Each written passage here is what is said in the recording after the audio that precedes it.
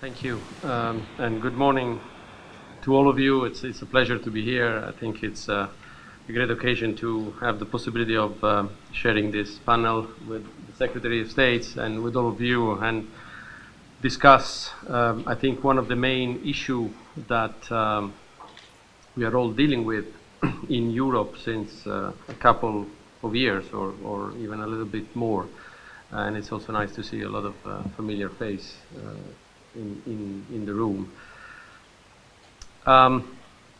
Let me start with a couple of comments. First of all, starting with the title of this event, Thinking Beyond the Crisis and Future of Governance of Migration in Europe. Thinking beyond the crisis, my first reaction reading these words would be, well, it's about time that we start thinking beyond the crisis.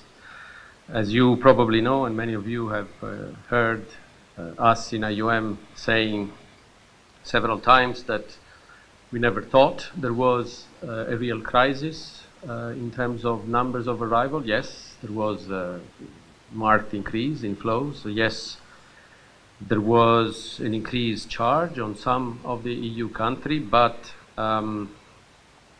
we never considered for the EU as a political space of 28 countries what was happening and what has been happening since 2015 as being a crisis. So starting to reflect on what we are supposed to do from now on, moving beyond the concept of crisis, I think is a very important step, because for sure a lot of the policy and action that have been taken in Europe over the last 2 years, 2.5 years, have been maybe too much oriented towards a crisis response, an emergency response, and that has to change if we want to be effective in the mid to long term, and if we want to start looking at governing those flows in a structured and structural way, and not on an immediate short-term response fashion.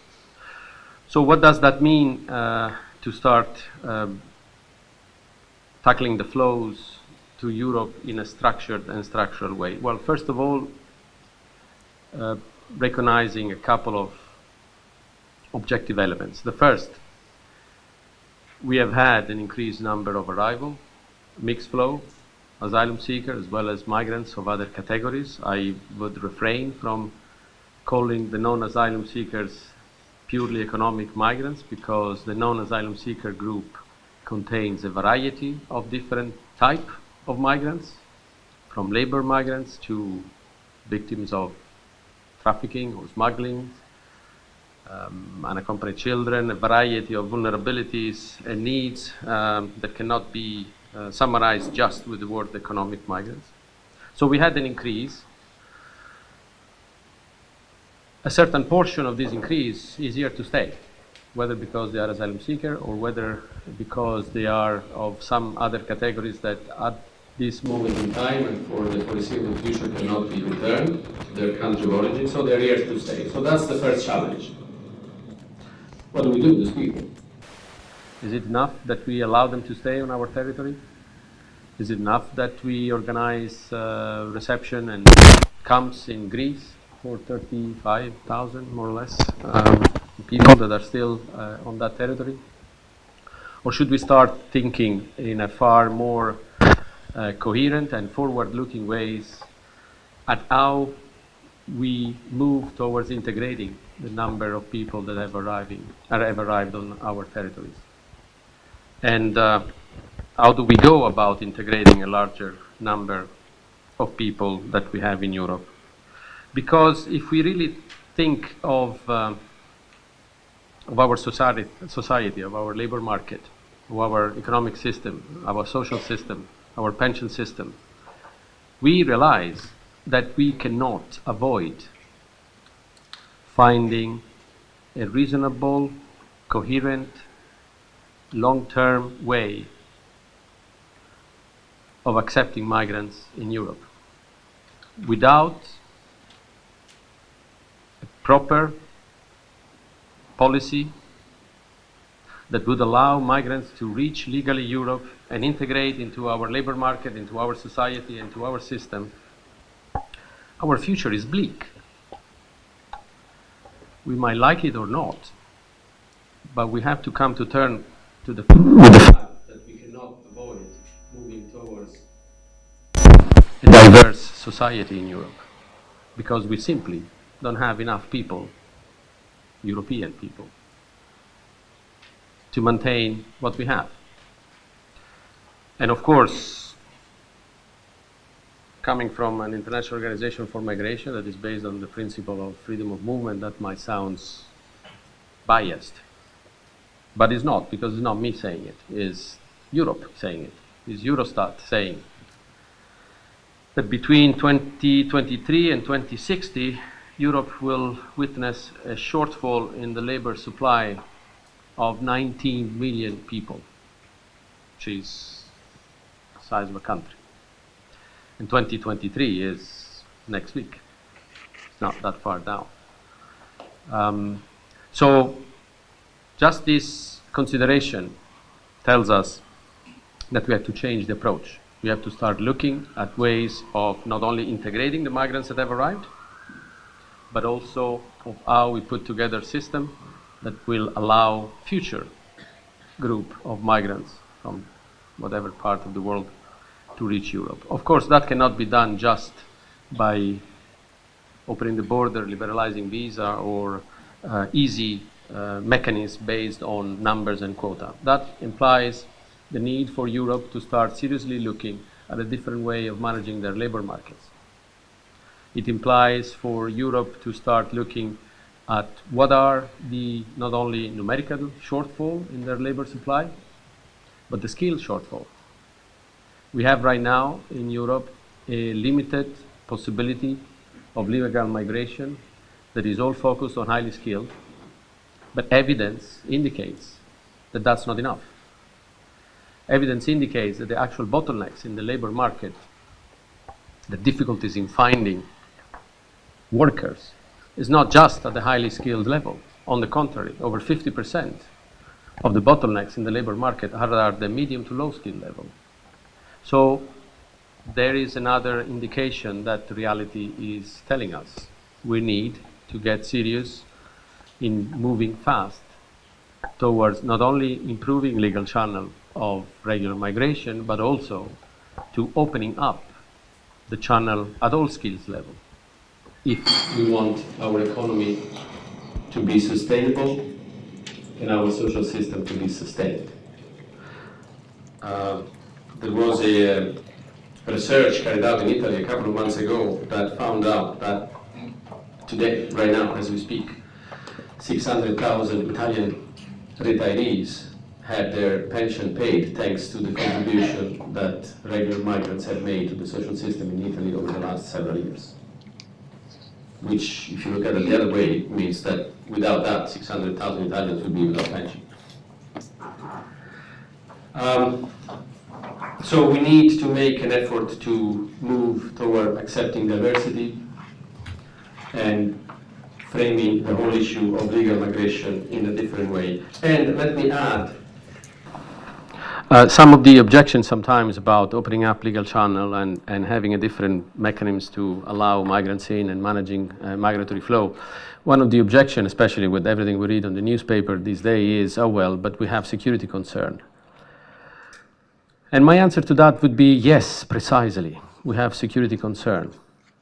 So we should be concerned about ensuring that the vast majority, if not the totality, of the people reaching Europe do so regularly, because that allows you to control, and that allows you to ensure better security.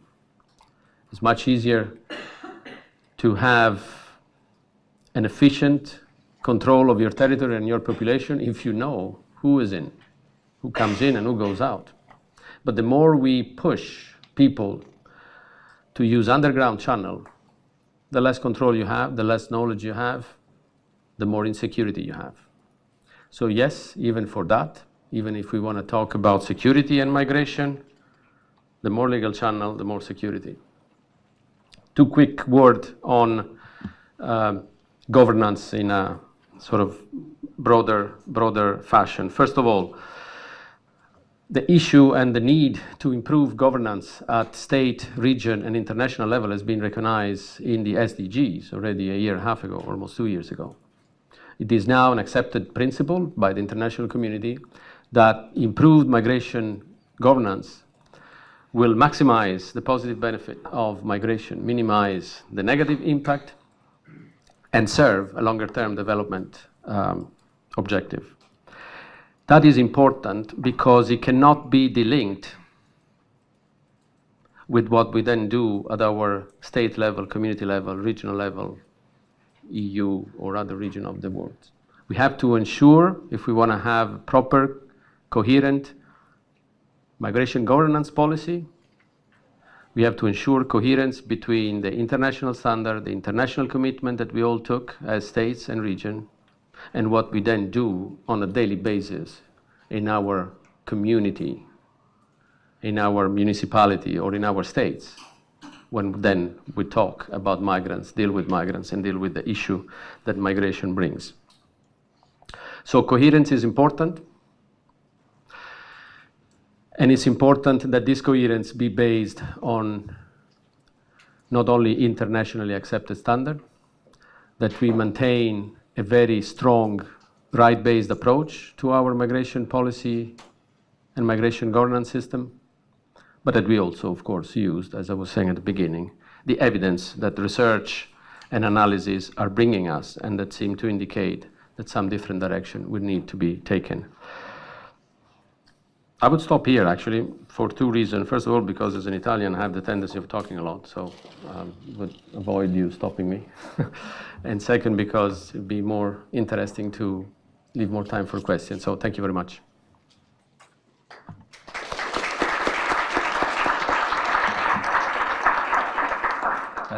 But in terms of evidence, one thing that you might want to look at, I mean, you, the world, not just you, is the impact of opening up channel of migration at all skill level that Argentina had after the default in 2001.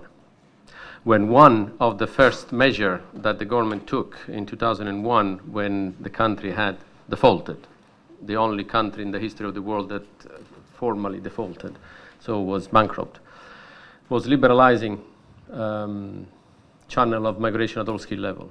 And that has brought a marked change in all macroeconomic indicators, from unemployment to GDP growth per year, et cetera, and it was sustained for quite some time. Then, of course, things don't happen in a vacuum, so a variety of other issues, corruption and bad governance, et cetera, brought the situation back to a less than optimal thing. But for about 8-9 years, the impact of a proper management of labor migration at all skill level was evident. I cannot resist, I'm sorry, I just need to make a comment on the Secretary remark before. I think what you said about being a crisis, migration, and the Brexit, and the burden on a few countries in Europe, actually proves my point that there was no migration crisis. The crisis you had is the inability of a vast number of EU member states that have been incapable of living up to the values that the EU has chosen for itself. Because when you say, and it's absolutely correct, that it's not 2 million people coming in a space of 500 million, is 2 million people ending up in 3, 4, or 5 countries, that's exactly the point, that it shouldn't have been like that. And if EU, including some of the countries you mentioned, and I'm glad you mentioned so that I don't have to mention them, when the EU has been unable to apply its own principle, that is the crisis. But the crisis is not migration. Migration has just been the occasion that brought up to the surface. It would have come up for some other reason eventually. That is the crisis that needs to be looked at. So if we focus on that, then maybe we tackle the real problem. Then, of course, for the 5, 6, 7 countries that shoulder the whole burden, of course there is an issue, because the 2 million are concentrated on Germany, on Sweden, on Belgium, the 2 frontline states, and that's it. But it shouldn't have, if EU was true to itself, it shouldn't have been like that from day one. And that's the problem, that's the crisis. Thank you. So we've got two people, so I'll take two questions together. So if you could introduce yourselves as well. Hi, my name is Alice Verticelli. I'm a doctoral candidate at Northeastern University in Boston. Thank you for this wonderful panel.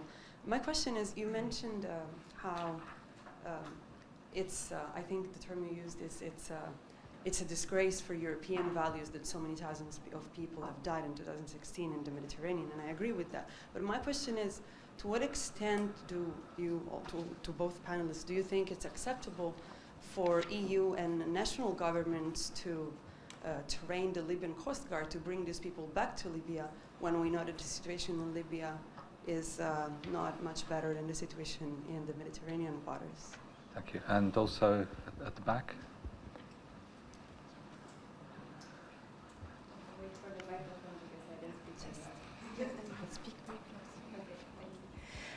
Thank you. My name is Zuzana Stuchrikova and I work for European Institute for European Policy here in Brussels. And I'm coming from one of those troublemaker states from Czech Republic, and I absolutely agree that the attitude of those states is very questionable and shameful. But my question is, do you think that if those countries would change their opinion on the relocation mechanism, that it would be enough? Because the information that I have from the Czech Ministry of Interior unfortunately indicates that even if there was some attempt, and of course I agree that it was not enough that was done by the government to actually relocate those people, but when there is no way to push people to be relocated to those states, there's very little will of those people to actually choose Czech Republic or Poland as the destination, because there's many of course factors that bring those people to those countries which you've mentioned. So I was wondering if you think that a change of political opinion would be enough. Thank you.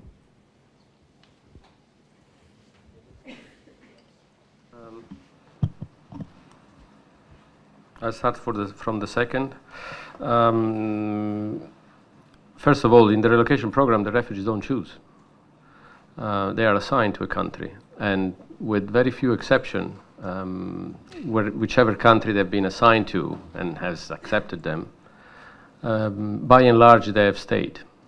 Yes, there are some that have then moved on or tried to move on to another, but 90%, those that have been assigned to Estonia, to Lithuania, to Latvia, to wherever else, have stayed. They don't choose. So it's not really true that, oh, we don't do relocation because nobody wants to come here. Give them the possibility and then we'll see.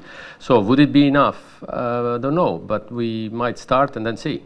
And if it's not enough, look at what else might need to be done. But not even starting because it might not be enough, I don't think right now is a solution. And it's not even a question of number at this point anymore. It's a question of showing that there is a will of the 28, 27 and a half, whatever it is, the number right now, of acting as a union in solidarity, whether it's for 10 or 100,000. But that's the principle that needs to be reestablished. Without that, nothing is going to be enough. It's a very difficult question, the first one, because you got to choose right now between two almost equally level of evil. Bringing them back to Libya, where you know that for most of them the conditions are going to be appalling, or what? They are rescued in Libyan national water, so they can't be brought to Italy or any other place. The international maritime law obliges you to bring them back. So what needs to be done is to, while we support the international communities, we support the Coast Guard to carry out more search and rescue. I think more than 10,000, 12,000, I don't remember, this year already, people have been rescued, so saved from drowning. We need to continue to work with whichever actor has some level of authorities on the various detention centers and the other places where these people are brought, to make their living condition as reasonable as possible, and hopefully, at a certain point, break this circle of you're rescued at sea, you end up in a detention center that it might even be worse than drowning at sea. But we are not there. But in the meantime, we cannot just abandon these people either on the shores or in the sea while we wait to have the perfect system. We got to get a little bit our hands dirty and compromise even when we don't like it, because that's the reality we are dealing with.